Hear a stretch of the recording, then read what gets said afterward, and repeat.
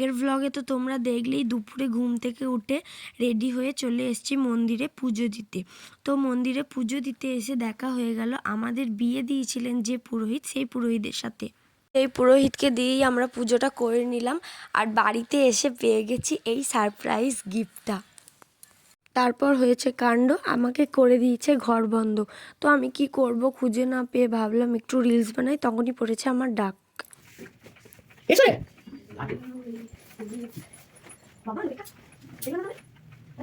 হ্যাঁ, এটাই হয়েছে আমার সাথে। আমি কিছু জানিই না কখন কেক এনেছে, কখন ফুল এনেছে, তবে আমি আন্দাজ করেছিলাম বাইরে কিছু একটা হচ্ছে। তারপর ফুলটা বললাম একটু ক্যামেরার সামনে দাও, ধরে ছবি টবি তুলি। তারপর তো কেক টেক কাটা হলো, কেক টেক খাওয়ানো হলো। তারপর মা একটু কেক, পায়েস, মিষ্টি পাড়ায় সব একটু একটু করে দিয়ে দিল। তারপর পেয়ে গেলাম আমি আবার একটা সারপ্রাইজ, বললো আজকে রাতের ডিনার করব বাইরে।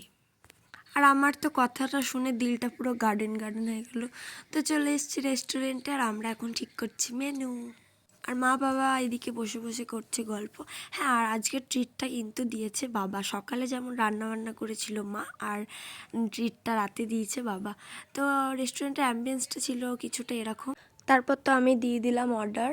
আমাদের মেনুতে ছিল তন্দুরি রুটি, মশলা কুলচা, চিকেন বিরিয়ানি, চিকেন ভর্তা আর বাটার চিকেন। গল্প করতে করতে চলে এসছে আমাদের মেনু। খাওয়া দাওয়া করে এবার যাই বাড়ি। আজকের ব্লগটা কেমন লাগলো দেখা হচ্ছে নেক্সট একটা ব্লগে। বা